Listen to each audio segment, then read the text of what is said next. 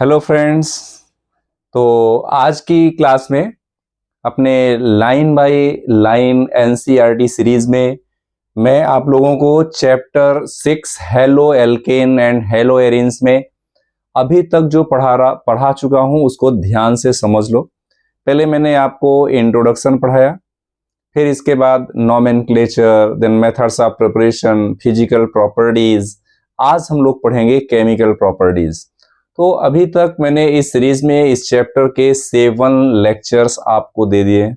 8वें lecture में आज मैं आपको जो टॉपिक पढ़ाने वाला हूं वो बहुत इंपॉर्टेंट है, that is nucleophilic substitution reaction in halo alkanes.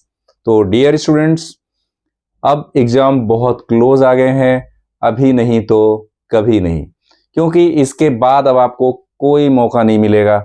इसलिए एकदम परफेक्ट तैयारी करना है और लाइन टू लाइन बहुत ही अच्छी तरह से आपको केमिस्ट्री का चैप्टर नंबर 6 प्रिपेयर करना है। तो प्यारे बच्चों, आज की क्लास में जो मैं आपको टॉपिक पढ़ाने वाला हूं वो क्या है, एक बार जरा ध्यान से समझ लो। आज हम लोग पढ़ेंगे यहाँ पर कुछ टॉपिक जो आप लोगों ने पहले ध्यान नहीं दिया हो, आज वो आपको क्लियर भी करना है।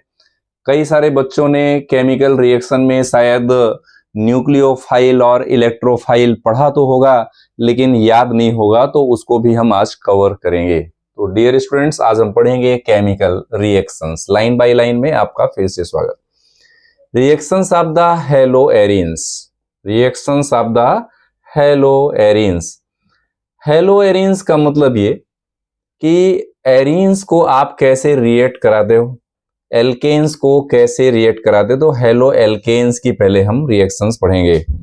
ओके, तो हेलो एल्केन की केमिकल रिएक्शन में हम 3 तरह की रिएक्शन पढ़ेंगे। Nucleophilic substitution, nucleophilic substitution reaction, और उसके बाद पढ़ेंगे एलिमिनेशन रिएक्शन, फिर उसके बाद पढ़ेंगे रिएक्शन विद द मेटल्स। किसकी? हेलो एल्केन्स की। उसमें भी सबसे पहला है nucleophilic substitution reaction. Generally substitution का मतलब है डिस्प्लेसमेंट। सब्स्टिट्यूशन का मतलब क्या है? Displacement. You know, there is a difference between the displacement and replacement. किसी चीज को सिर्फ रिप्लेस करना, हटा देना, और डिस्प्लेसमेंट का मतलब कोई था उसको हटाना और उसकी जगह खुद जाके जुड़ जाना, ऐड हो जाना। तो that is called substitution reaction, यानी कि जो पहले से ग्रुप जुड़ा हुआ है उसका कोई सब्स्टिट्यूट बनाना। तो ऑलरेडी आप लोगों ने, जैसा हमने कहा कि 11th में आपने न्यूक्लियोफाइल्स के बारे में पढ़ा हुआ है। थोड़ा सा सिंपल इंट्रोडक्शन मैं आपको न्यूक्लियोफाइल का बता देता हूं। न्यूक्लियोफाइल्स का वर्ड से ही पता चल रहा है कि न्यूक्लियोफाइल मींस, न्यूक्लियो का मतलब होता है न्यूक्लियस एंड फाइल का मतलब होता है एफिनिटी। एफिनिटी। और न्यूक्लियो का मतलब क्या होता है? न्यूक्लियस। तो ऐसा कोई ग्रुप जो न्यूक्लियस के लिए एफिनिटी रखता हो उसका मतलब है न्यूक्लियोफाइल। फिर से सुन लो, न्यूक्लियोफाइल्स का मतलब है न्यूक्लियस की तरफ एफिनिटी रखने वाला। तो यू नो, न्यूक्लियस पर कैसा चार्ज होता है? पॉजिटिव। तो जो उस पर अटैक करे न्यूक्लियोफाइल, उस पर कैसा चार्ज होना चाहिए? निगेटिव। तो निगेटिव चार्ज कहां हो सकता है? एक्स्ट्रा इलेक्ट्रॉन से। तो हम उसे कई बार इलेक्ट्रॉन रिच सब्सटेंस भी कहते हैं, यानी कि they attack at that part of the substance molecule which is electron deficient. Nucleophile को हम यहां पर Nu- से रिप्रेजेंट करेंगे। अब कोई भी न्यूक्लियोफाइल हो सकता है जिस पर माइनस चार्ज हो, या तो जो इलेक्ट्रॉन रिच हो। इलेक्ट्रॉन रिच होगा तो जैसे मैं आपको एक एग्जांपल बताता हूं। मान लो आपने लिया NH3, तो NH3 के पास लोन पेयर है और ये लोन पेयर है, और इसीलिए इसको ये किसी को अटैक कहां करेगा? जहां पर पॉजिटिव चार्ज हो। तो इसे आप इलेक्ट्रॉन रिच बोल सकते हैं। आप इसे क्या बोल सकते हैं? इलेक्ट्रॉन रिच बोल सकते हैं। एंड यू नो, जो इलेक्ट्रॉन रिच होगा उसको हम क्या बोलेंगे? लुईस बेस बोलेंगे। क्या बोलेंगे हम? लुईस बेस बोलेंगे। आपको याद होगा लोन पेयर ऑफ इलेक्ट्रॉन को जो एक्सेप्ट करे तो एसिड, और लोन पेयर ऑफ इलेक्ट्रॉन को जो डोनेट करे वो बेस। तो जितने भी न्यूक्लियोफाइल्स हैं, those all the nucleophiles will be Lewis base, यानी वो इलेक्ट्रॉन रिच होंगे। हम उनको Nu माइनस से रिप्रेजेंट करेंगे, और ये कहां पे अटैक करेंगे? जहां पर इलेक्ट्रॉन की क्या होगी? डेफिशिएंसी होगी। तो वो सारे ऐसे अटैकिंग रिएजेंट जब रिएक्शन करेंगे तो ऐसी रिएक्शन को हम कहेंगे न्यूक्लियोफिलिक सब्स्टिट्यूशन रिएक्शन। मुझे लगता है 11th के टॉपिक में से इतना रिवीजन करना बहुत सफिशिएंट है। और भी बहुत सारे न्यूक्लियोफाइल हैं, जैसे OH माइनस है, जैसे NH2 माइनस है, जैसे ROR ग्रुप है क्योंकि इसके पास लोन पेयर है। तो ऐसे और भी बहुत सारे ग्रुप हैं, इनकी एक लिस्टिंग हम इसी चैप्टर में आगे देखेंगे। ओके स्टूडेंट, तो इतना मेरे ख्याल से आपको क्लियर हो गया होगा। अब यहां पर आपका मेन पॉइंट अब धीरे धीरे शुरू हो रहा है। एक टॉपिक जब भी एनसीईआरटी में शुरू होता है तो हम कहते हैं कि एनसीईआरटी क्या है? गागर में सागर है, यानी कि समुंदर में से रत्न निकालने वाला जैसा अगर कोई बुक है तो दैट इज एनसीईआरटी। आपने इसको समझ लिया मतलब आप पार हो जाओगे। Already existing nucleophile in the molecule is called nucleophilic substitution reaction, यानी कि पहले से कोई न्यूक्लियोफाइल प्रेजेंट है। जैसे मान लो आपने CH3Cl लिया, अब इस पर न्यूक्लियोफाइल ने अटैक किया, कोई भी न्यूक्लियोफाइल ने अटैक किया, तो ये इस पे अटैक करके इसको डिस्प्लेस कर दे और खुद वहां पे जुड़ जाए। तो जो pre existing already existing nucleophile है, क्यों है ये? क्योंकि जब आप इसको डिसोसिएट करोगे तो ये CH3+ और Cl- आयन में ब्रेक होगा। तो ये भी न्यूक्लियोफाइल है दिस Cl, और ये न्यूक्लियोफाइल इस पर अटैक कर रहा है। इसका मतलब ये हुआ कि एक न्यूक्लियोफाइल दूसरे न्यूक्लियोफाइल को डिस्प्लेस कर सकता है, यानी कि न्यूक्लियोफाइल ही न्यूक्लियोफाइल को डिस्प्लेस करेगा। पर कौन? An strong nucleophile can displace the weak one, यानी जो स्ट्रॉन्ग न्यूक्लियोफाइल है अपने से वीक न्यूक्लियोफाइल को डिस्प्लेस कर सकता है। ठीक है, तो ऐसी रिएक्शन जनरली कौन देता है? हेलो एल्केन्स देते हैं। In this type of the reaction a nucleophile reacts with the halo alkane the substrate. तो हेलो एल्केन क्या कहलाएगा? सबस्ट्रेट कहलाएगा। और जो आपने न्यूक्लियोफाइल लिया वो क्या कहलाएगा? अटैकिंग रिएजेंट कहलाएगा। Having a partial positive charge on the carbon atom bonded to the halogen. जैसा मैंने आपको यहाँ पे बताया, यहाँ पर क्लोरीन पर पार्शियली नेगेटिव और यहाँ पर पार्शियली पॉजिटिव चार्ज होगा। क्यों? क्योंकि कार्बन एंड क्लोरीन में से क्लोरीन की इलेक्ट्रोनेगेटिविटी ज्यादा है, तो ये बॉन्ड पेयर ऑफ इलेक्ट्रॉन को अपनी तरफ अट्रैक्ट करेगा। तो क्लोरीन पर आएगा पार्शियली यानी कि आंशिक रूप से नेगेटिव चार्ज, एंड कार्बन पे आएगा पार्शियली पॉजिटिव चार्ज। तो ये लाइन आपको समझ में आ गई। A substitution reaction takes place and halogen atom called the leaving group departs as the halide ion. और वो किस फॉर्म में डिपार्ट हो जाता है? ऐसे हैलाइड आयन के फॉर्म में यहां से डिपार्ट हो जाता है, छोड़ के चला जाता है। Since the substitution reaction is initiated by, बहुत इंपॉर्टेंट मास्टर ब्लास्टर, कि substitution reaction is initiated by a nucleophile, so it is called nucleophilic substitution reaction. ये लाइन एनसीईआरटी को क्यों लिखनी पड़ी इसका मैं आपको रीजन बताता हूं। आप ऐसा भी सोच सकते थे, मान लो आपने जैसे लिया CH3Cl और आपने इसको रिएक्ट करा दिया फॉर एग्जांपल कि OH- आयन के साथ, तो आप ऐसा भी तो बोल सकते हो कि ये इसको डिस्प्लेस करो और यहां पे जुड़ जाए, पर ऐसा नहीं। The reaction is initiated by the OH- ion, जो खुद एक न्यूक्लियोफाइल है और क्लोरीन को सब्स्टिट्यूट बना रहा है, और इसीलिए हम इसको न्यूक्लियोफिलिक सब्स्टिट्यूशन रिएक्शन कहते हैं। हम ऐसा नहीं कहते हैं कि CH3+ ने इसके साथ अटैक करके OH- आयन बना दिया और CN- आयन को अलग कर दिया, हम ऐसा नहीं कहते, क्योंकि initiative is taken by the nucleophile, that's why reaction is called nucleophilic substitution reaction. अब यहां पर एक सिंपल सा एग्जांपल है प्यारे बच्चों, न्यूक्लियोफाइल ने अटैक किया किस पर, CH3X पर। यहां पर H और H सपोज आपने लिया, X पर पार्शियली नेगेटिव चार्ज और यहां पर पार्शियली पॉजिटिव चार्ज। न्यूक्लियोफाइल ने यहां पे अटैक किया, X माइनस को लग के और खुद वहां पर जाकर के जुड़ गया। तो जो हैलाइड है वो लीविंग ग्रुप है। ये क्या है, दिस इज लीविंग ग्रुप। आपको बार बार ऐसे टर्म्स आते रहते हैं और हम क्लियर नहीं कर पाते हैं, तो बाद में यही समस्याएं हमारे लिए बहुत बड़ी बन जाती हैं।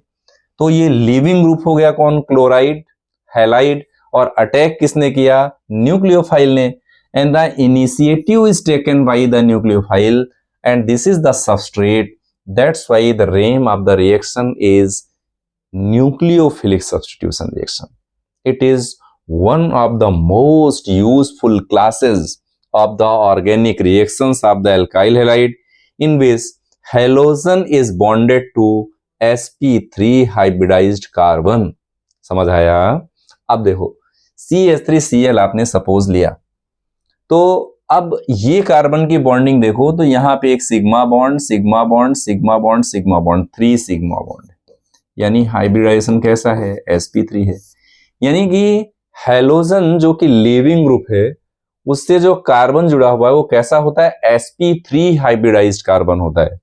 Bye counting the number of the sigma bonds you can find the hybridization, it is already explained in the previous classes.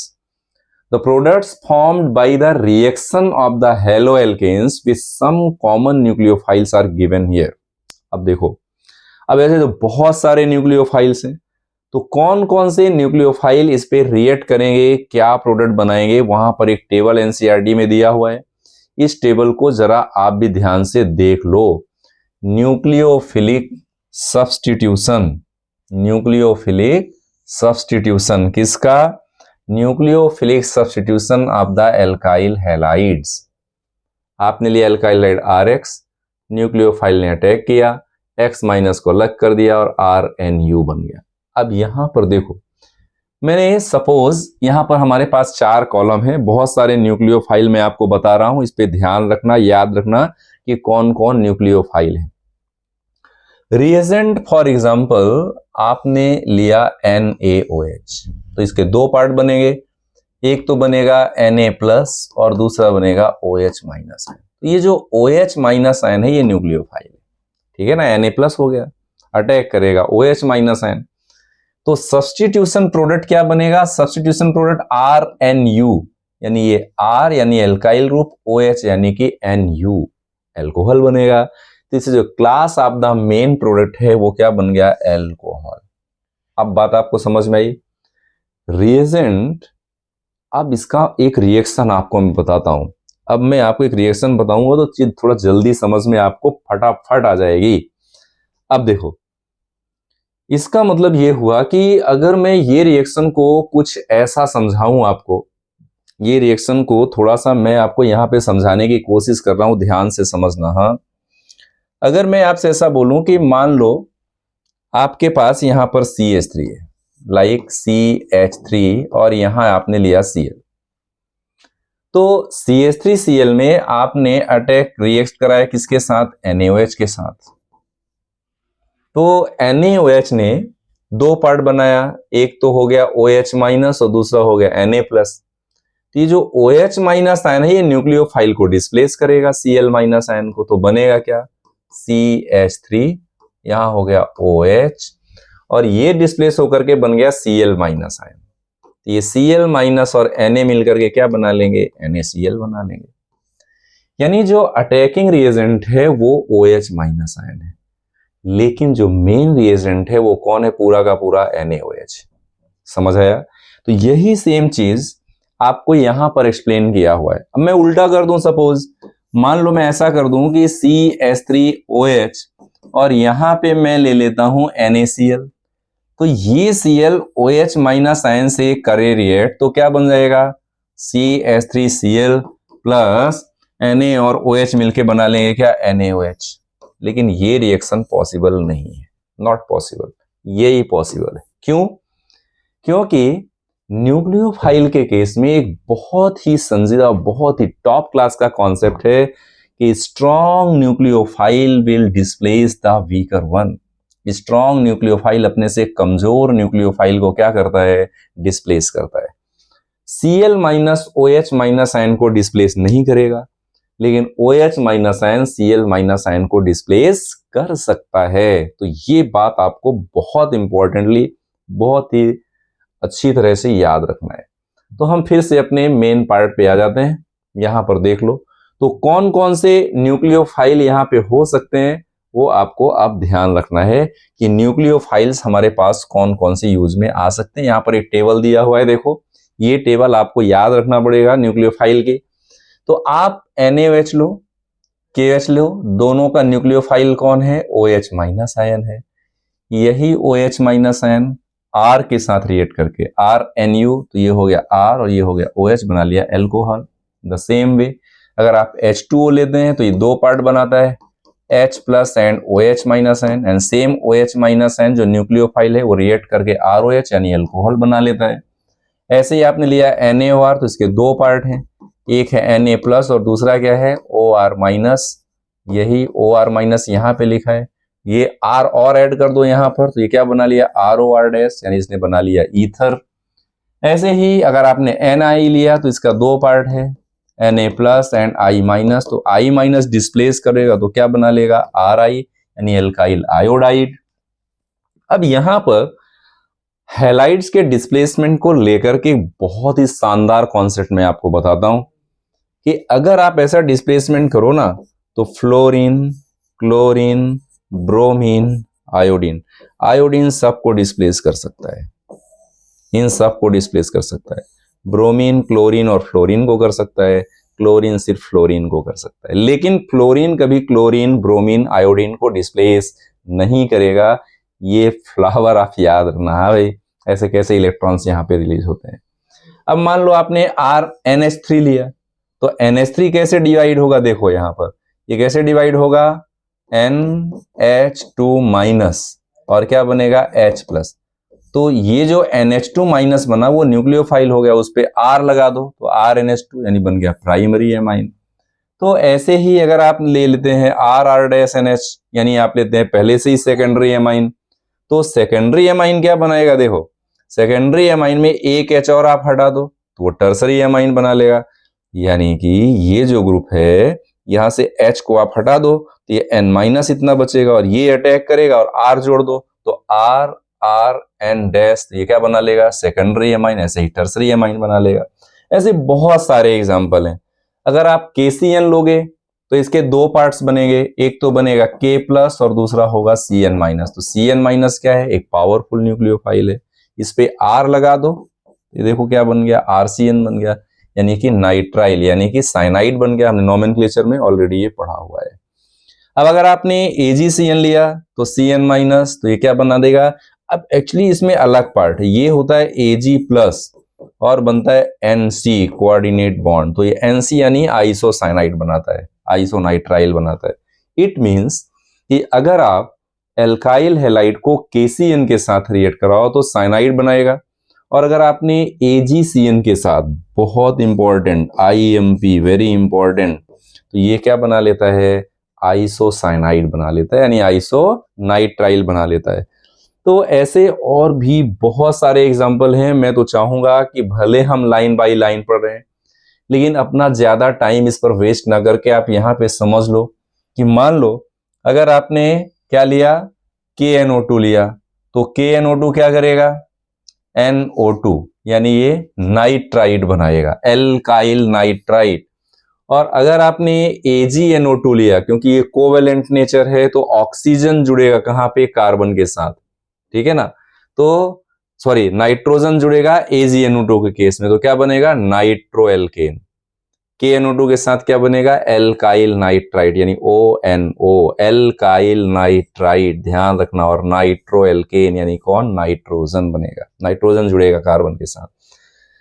ऐसे ही R-COO Ag लो तो Ag प्लस और RCOR, तो RCO यहाँ पे R जोड़ दो तो क्या बन गया एस्टर बन गया, ये एस्टर बन गया। लिथियम एल्युमिनियम हाइड्राइड, ये भी एक न्यूक्लियोफिलिक सब्स्टिट्यूशन रिएक्शन देगा प्यारे बच्चों।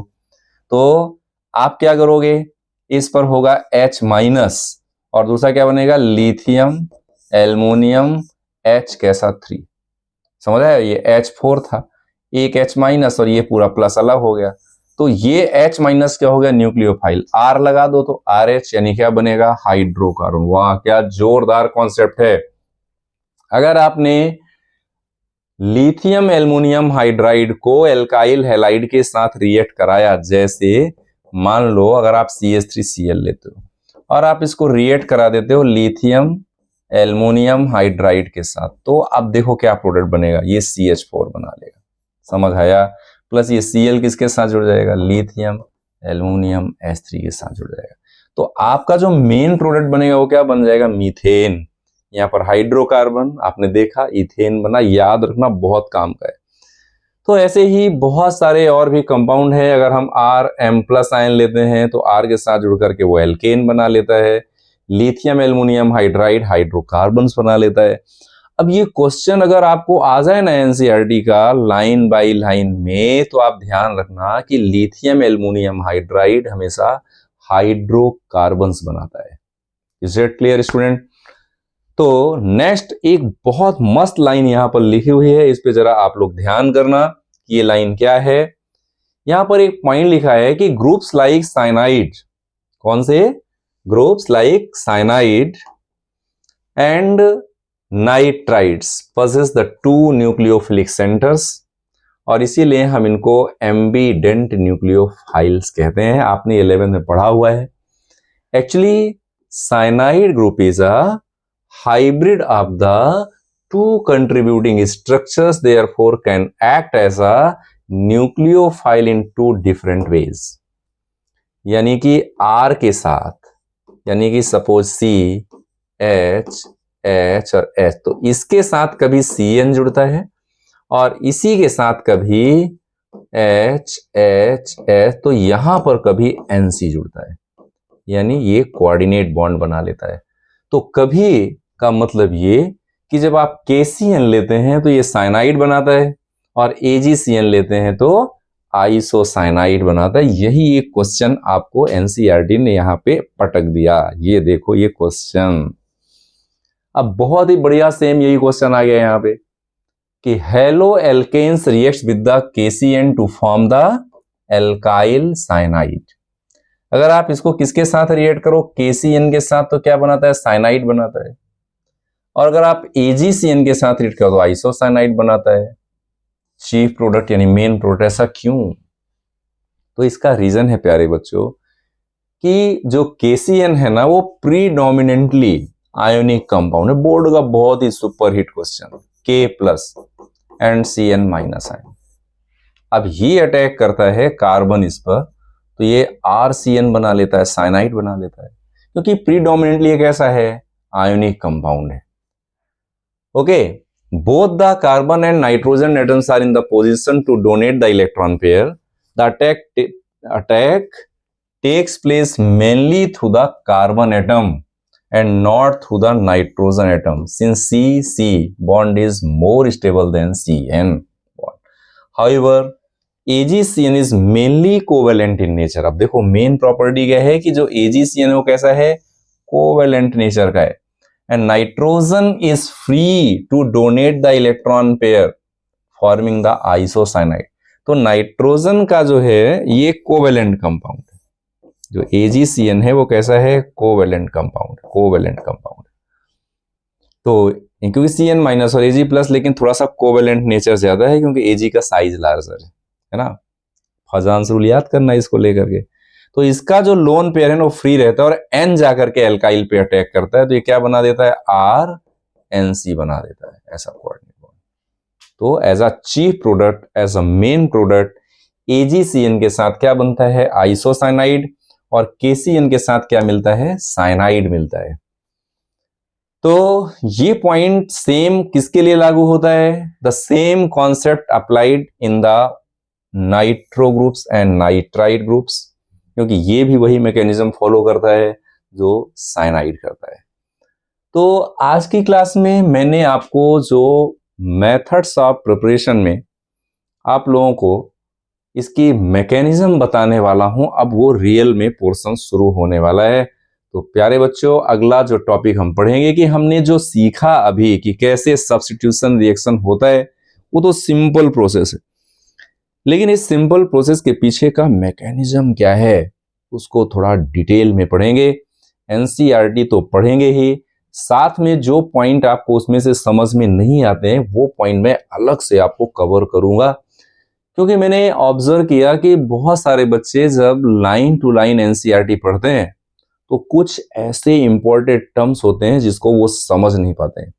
इसीलिए कुछ लोग एनसीईआरटी को अपने सब्जेक्ट की रिस्पेक्टली किसी भी सब्जेक्ट में भगवत गीता कहते हैं, क्योंकि उसका रहस्य इतना गूढ़ है, इतना जटिल है, इतना कॉम्प्लेक्स है कि जल्दी से हमको समझ में नहीं आता है।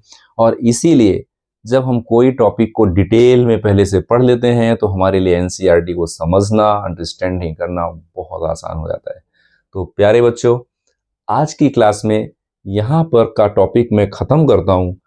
अगला टॉपिक जो मैं लेने वाला हूँ वो इससे मैकेनिज्म से रिलेटेड लेने वाला हूँ, ठीक है। तो नेक्स्ट क्लास में हम लोग पढ़ेंगे mechanism of the nucleophilic substitution reaction. तब तक के लिए देखते रहिए मेरा channel Educare. Myself Rajneesh Gupta. वंदे मातरम।